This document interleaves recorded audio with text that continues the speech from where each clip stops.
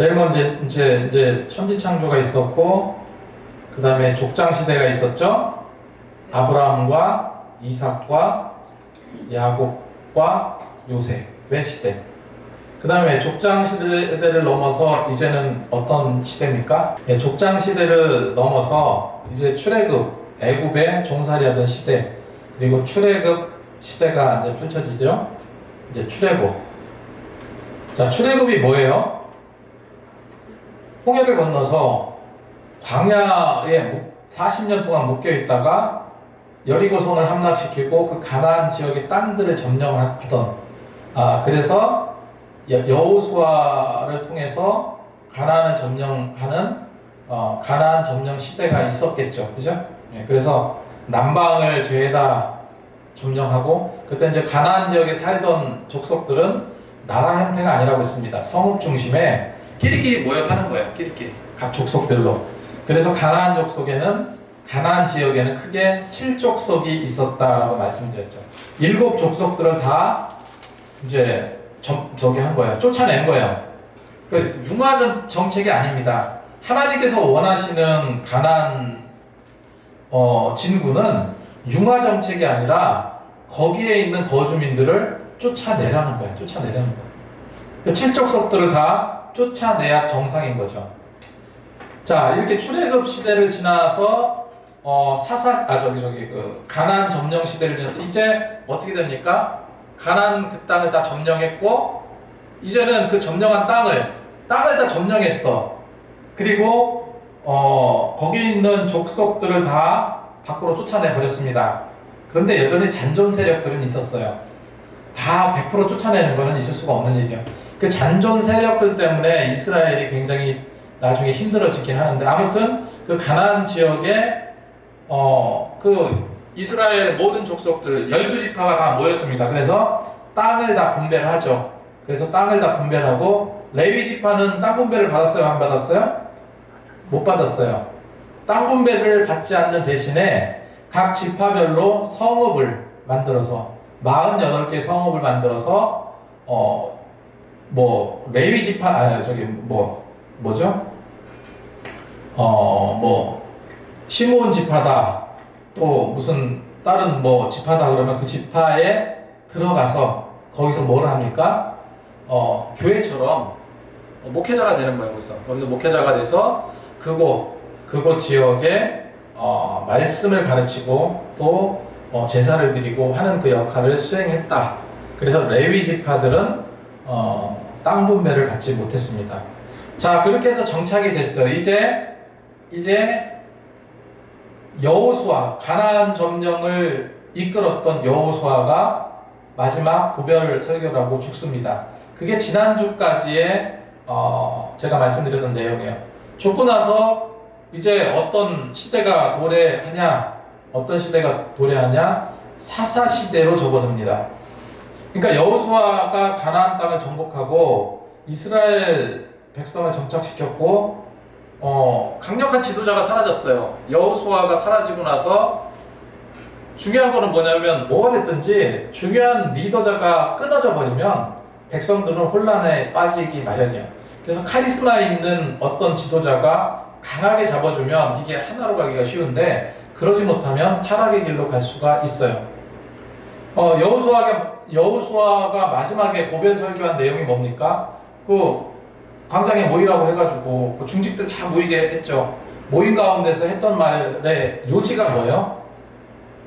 너네 이렇게 저렇게 머뭇거리지 말고 여호와 앞에 설 거냐, 아니면 이방 종교를 믿을 거냐, 여기서 택해라. 택하고 여호와를 믿지 않을 거면 가버려라. 이런 설교예요. 그러면서 뭐라고 말합니까? 나와 내 집은 여호와를 섬기겠노라. 결론은 뭡니까?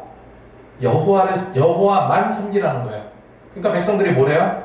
절대로 여호와를 따르겠습니다. 여호와 말씀대로 살겠습니다. 다짐하고 끝을 맺는 거예요. 그러고 여호수아가 죽었습니다. 근데 그렇게 강력한 지도력이 있었던 여호수아가 죽자마자 이스라엘 백성들은 타락의 길로 접어들게 돼요. 그래서 사사기라는 이 사사기 시대를 우리가 어떻게 이해할 수 있냐면, 족장 시대가 있죠. 아브라함, 이삭, 야곱과 같은 족장 시대가 있고, 그 다음에 왕이 통치하던 왕정 시대가 있어요. 왕정 시대는 통일왕국은 사울하고 다윗밖에 없습니다. 그 다음에 이제 나라가 분열됐기 때문에 그 왕정 시대, 족장 시대 아브라함, 이삭, 야곱과 왕정 시대 다윗, 솔로몬, 사울, 다윗, 그 다음에 솔로몬에 이어지는 그 왕정 시대 그 중간에 있는 과도기적인 시기가 바로 사사시기다, 이렇게 이해하면 될 것 같습니다. 그래서 이거는 사사기서가 생각보다 재밌어요. 그러니까 사사기서를 여러분 꼭 읽어야 돼요. 그래야지 이제 제가 내가 말씀드리는 것을 조금 더 이제 이해할 수 있습니다. 사사기서는 그냥 이거예요. 죄를 지었어. 하나님 살려주세요. 용서해주세요. 하나님께서 용서해줬어. 그럼 또다시 죄를 지었어. 하나님 잘못했어요. 용서해주세요. 하나님이 용서해주시고 또 죄를 져. 또 죄를 짓고 하나님이 용서해주고 또 죄를 짓고 용서해주고, 이 반복이에요. 반복. 그래서 죄와 심판과 회개와 회복이 반복적으로 기록된 것이 바로 이 사사기입니다.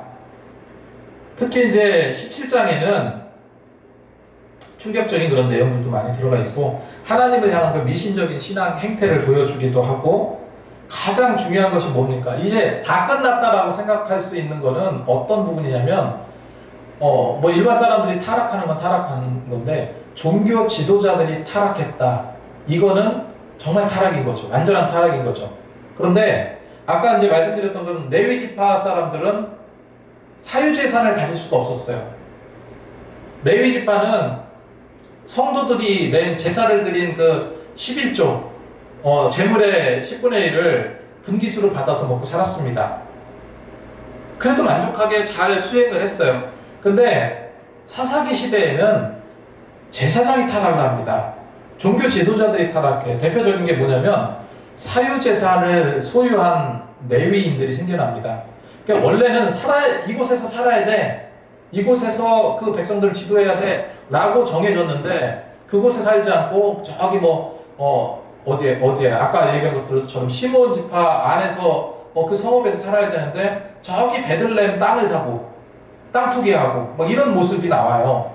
그리고 중요한 게 뭐냐면 레위 그 종교인들이 첩을 두는 사건들, 첩에 대한 그런 것도 있고, 이렇게 타락의 모습을 갖게 됩니다.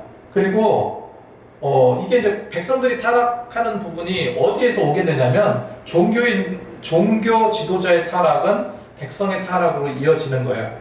그런 상황이 사사기서에 기록되어 있습니다. 그러면 사사기는 어떤 내용이 기록되어 있을까? 거기에는 12명의 사사가 나옵니다. 12명의 사사가 나오는데 그 12명의 사사들의 이야기가 담겨 있어요. 그게 이제 사사기예요. 그러면 제가 왜 12명의 사사와 룻기서라고, 룻기는 전혀 다른 것 같잖아요. 그죠? 룻기하고 사사기하고는 전혀 다른 것 같은데 왜 12명의 사사와 룻기를 제가 이렇게 넣냐? 이 룻기서는 그 사사시대 때 쓰여진 글이에요. 그래서 그 사사시대가 어떤 데인지 이해할 수 있는 것이 바로 룻기서다, 이런 겁니다. 그러면 사사시대에는 어떤 시대적인 특징이 있는지 바로를 채워보자. 자, 사사시대는 요 글을 한번 보세요. 왕이 없던 시기에, 왕정이 세워지기 전이라고 했죠. 왕이 없던 시기로 하나님께서 세워주신 사사들에 의해 통치받던 시기예요. 자, 그러면 사사가 뭐냐? 히브리어로 쇼페트라는 단어입니다. 이거는 뭐냐면 판관이라는 뜻이에요. 판관. 다시 말해서 사사라는 것은 쇼페트, 재판관을 말해요. 그러니까 광야 생활을 할 때 모세를 통해서 이스라엘 백성들 수백만이 모였잖아요. 근데 그 수백만 명이 광야에서 떼약볕에서 텐트 치고 살았는데, 그 주변에 있는 사람들하고 송사를 해야만 하는 일들이 생길까요? 안 생길까요? 당연히 생기겠죠. 그래서 서로 그냥 뭐 예를 들어서 치고받고 싸웠어. 재판해야 될 거 아니에요. 그리고 이 사람이 우리 부인하고 바람났다. 재판해야 될 거 아니에요. 그러니까 모세가 재판관이 되어가지고 여기에다 상을 펴놓고 방에 상을 펴놓고 앉아가지고 혼자서 재판을 하는 거예요. 쫙 줄지어 서가지고 이런 일이 있는데 판결해달라고. 그럼 모세가 앉아가지고 판결해주는 거예요. 그러니까 장인이 뭐라고 합니까? 리더를 세워라. 그래서 우리 기쁨의 교회도 마찬가지예요. 너 혼자 그 일 감당 못한다. 이거 과부하로 죽는다. 그 리더들을 세워가지고 그 리더를 통해서 일을 분담을 해라. 그렇게 하잖아요. 우리 기쁨의 교회도 마찬가지입니다. 일을 앞으로는 좀 분담을 해야 되는데 여기서부터 하나하나 체계가 잘 잡혀야 돼요. 그래서 이 사사들이 뭐냐? 재판하는 자라는 뜻이에요. 재판하는 자. 그리고 왕하고는 성격이 많이 다릅니다. 왕하고 성격이 다르고 하나님이 세우신 특별한 구원자라고 보시면 돼요. 그래서 이스라엘을 압제해서 해방시켜주는 구원자 성격이 강했다.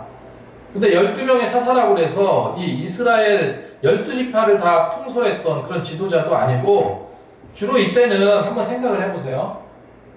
그 가나안 땅을 어찌 보면 한 400년 만에 이스라엘 백성들이 되찾은 거잖아요.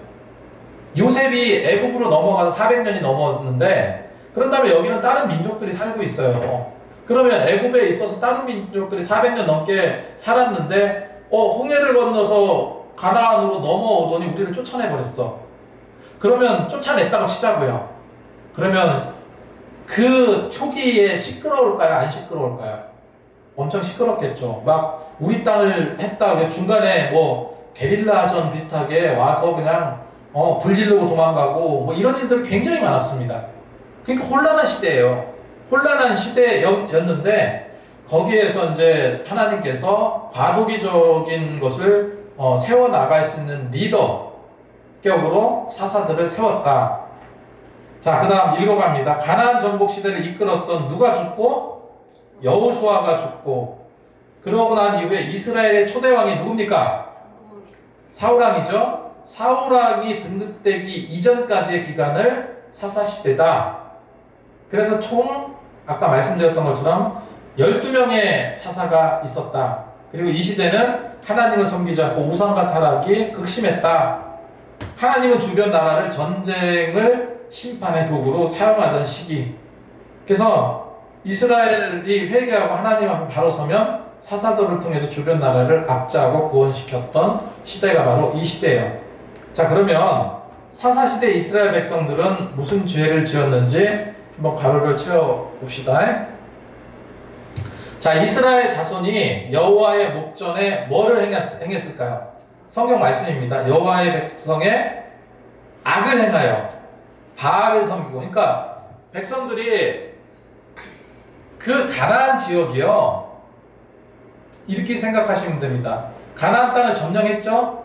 가나안 땅의 환경에 살아가야 돼요. 이제 살아가야 되는데 이스라엘 민족들은 주로 뭐를 하고 먹고 살았냐면 유목민들이었습니다. 그러니까 양을 기르고 양을 기르고 뭐 소를 키우고 해서 그렇게 먹고 살았던 민족들이에요. 그런데 이렇게 해서 딱 가나안에 딱 와봤더니 가나안은 농사를 져야 되는 땅이에요.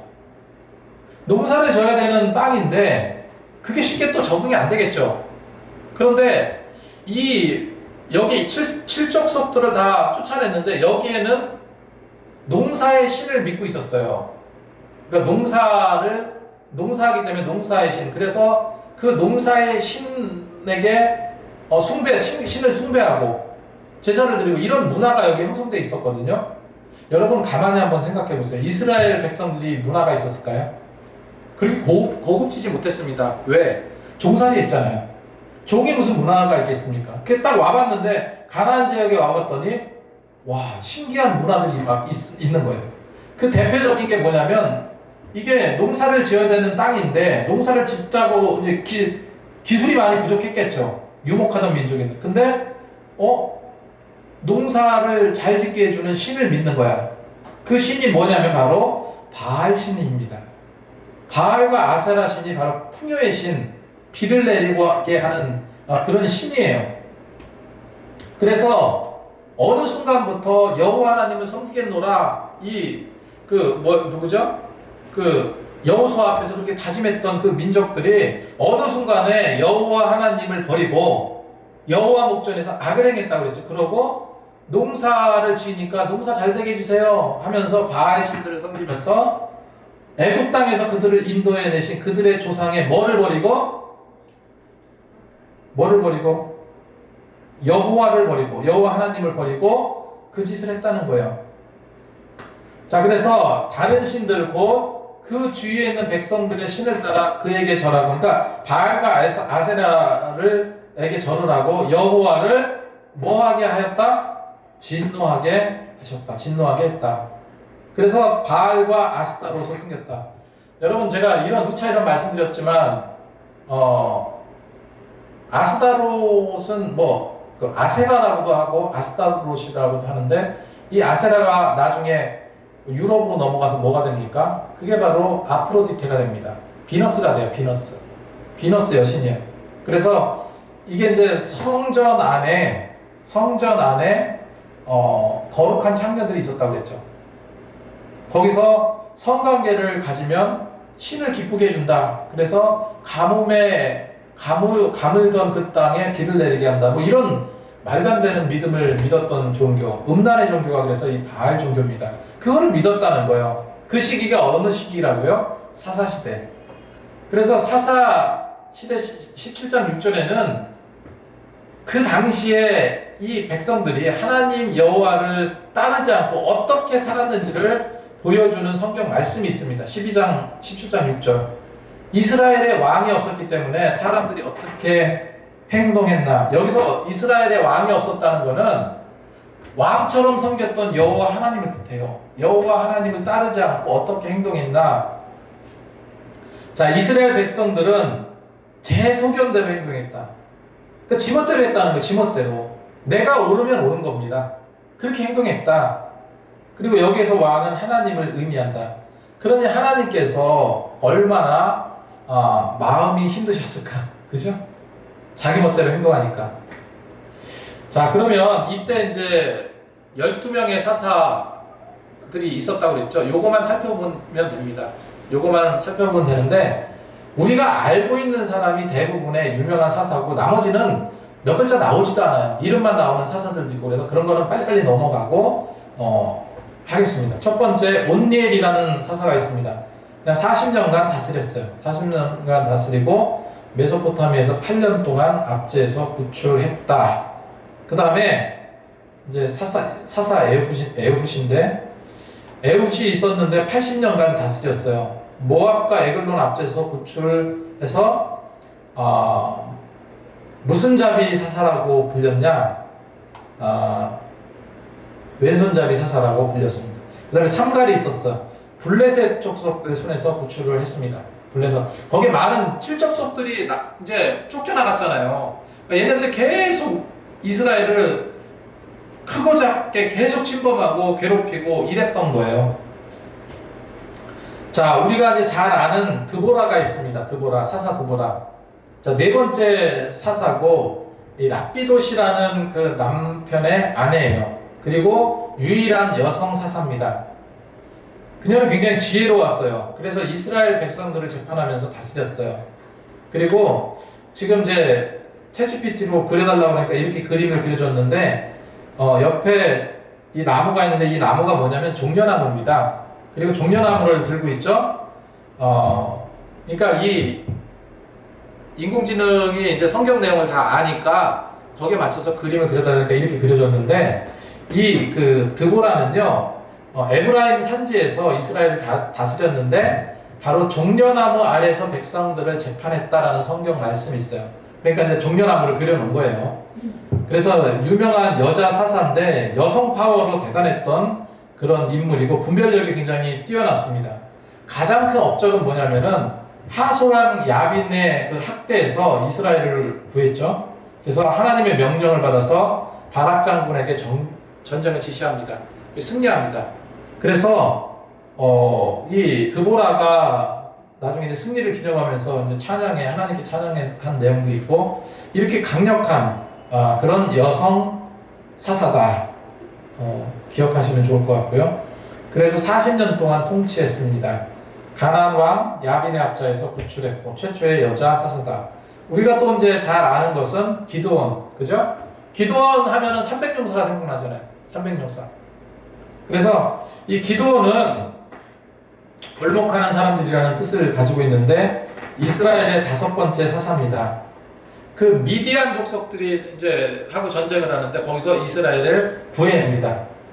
그래서 하나님께 이제 부름 받아서 아무튼 이 전쟁에서 승리를 하죠. 승리를 하는데 가장 그 기억나는 게 바로 그 아세라 목상을 깨부신 거.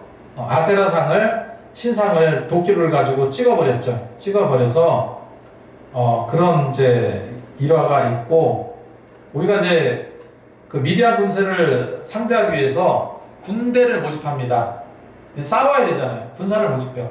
그랬더니 싸우겠어. 애국심에 불타오르던 이스라엘 백성들이 3만 명이 모였어요. 싸우러 가겠습니다. 그랬는데 하나님께서 뭐라고 해요? 그럴 필요 없고 여기서 테스트를 해야 되겠다 해서 테스트를 해서 3만 명에서 줄여서 몇 명으로 만듭니까? 300명으로 만들어요. 그래서 기드온과 300용사 그 소규모 병력으로 전쟁을 하게 되고 거기서 승리합니다. 그래서 우리가 기억해야 될 게 뭐예요? 전쟁은 인간의 숫자나 전쟁의 무기에 있지 않고 하나님께서 어떻게 움직이시냐에 달려있다 하는 것을 기억하시기 바랍니다. 40년간 다스렸고 미디안의 7년 압제에서 구출해서 300명으로 수천 명의 적을 물리쳤다. 그 다음에 또 제가 이제 거의 이제 별로 기록이 안 되어 있는 사사들 여기 이제 누구냐면은 돌라, 야일, 입다, 입산, 엘론, 압돈 이 사사들입니다. 이건 우리가 잘 알 필요도 없어요. 잘 나와 있지도 않고 이런 사사들이 하나님의 뜻에 의해서 다스렸다. 자 여기 기록해놨는데 이런 기록만 나와 있습니다. 자 23년간 다스리고 야일은 22년, 입다 7년, 입산 7년, 엘론 10년 이렇게 다스렸다. 자 그 다음에 가장 인기 많은 사사죠. 누굽니까? 삼손이죠. 그죠? 이 당나귀 턱뼈를 가지고 요거 하나 가지고 1000명을 넘게 죽였잖아요. 그래서 삼손은 이스라엘의 마지막 사사입니다. 12번째 사사로 나시린으로 태어났어요. 나시린은 뭐냐면 하나님께 서원한 자거든요. 그래서 나시린은 히브리어로 구별된 자 이런 뜻을 가지고 있어요. 그렇게 하나님께 헌신한 사람이 나시린이고 나시린의 특징은 이제 하지 말아야 될 것들이 있는데 뭐예요? 머리를 자르면 안 됩니다. 머리를 자르면 안 돼. 그래서 머리가 굉장히 길죠. 머리를 자르면 안 되고 이게 어떤 의미가 있냐면 너는 내 거야. 하나님의 소유임을 상징하는 외적인 어떤 표시로 머리를 자르지 않았습니다. 두 번째로 포도주나 독주를 마시지 않았죠. 그래서 술뿐 아니라 포도주. 이 포도주는 그 당시 이스라엘에서는 음료와도 같아요. 음료와도 같은 건데 그것도 금지되어 있습니다. 그건 어떤 의미냐면은 너는 내 것이고 내가 구별해서 세웠으니 너는 깨끗한 삶을 살아라. 이런 의미가 담겨 있습니다. 그 다음에 또 한 가지는 시체에 가까이 하지 않았습니다. 그래서 심지어 가족들의 장례식이 있어도 거리를 두었다고 그래요. 이건 뭐냐면 자신이 부정하지 않게 당시 누가 죽었다는 것은 부정하다는 생각들을 했기 때문에 부정하지 않게 하기 위해서 그렇게 했다는 거죠. 그래서 대표적인 나시린 사사가 바로 삼손이다. 그런데 이 삼손의 특징 중에 하나가 하나님으로부터 받은 괴력의 힘이 있었죠.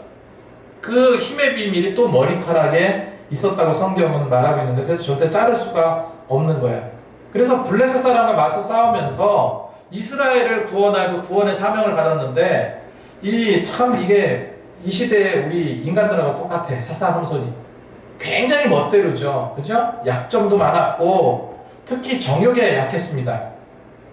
그래서 여러 어려움에 많이 빠졌는데 우리가 너무 잘 알고 있는 블레셋 여인 드릴라가 꼬드겼죠. 꼬드겨서 그래서 그 유혹에 넘어가서 자신의 힘의 비밀을 가르쳐 줄 수밖에 없고 그 머리카락을 잘라서 힘을 잃게 했습니다. 그래서 마지막에는 두 눈이 다 뽑히고 그러니까 얼마나 드라마틱한 이야기입니까? 그러니까 삼손을 좋아하죠. 그래서 마지막 순간에 그 신상 그 블레셋에 있는 다곤 신전의 양 기둥을 잡고 그걸 무너뜨려서 마지막에 자기도 죽게 되었지만 거기에 있는 그 블레셋 신전에 있는 사람들과 같이 죽으면서 마지막 회개하면서 승리의 삶을 거두게 됩니다. 이게 마지막 삼손에 대한 이야기입니다. 그래서 삼손은 20년간 다스렸고, 자, 블레셋 압제에서 구출했고 괴력의 힘을 가진 사사다. 이렇게 기억하시면 되겠습니다. 룻이 남아있네요. 룻이 남아있는데, 이거는 다음 주에 이걸 잠깐 보고 이어서 말씀을 이어가겠습니다. 오늘 여기까지 하겠습니다.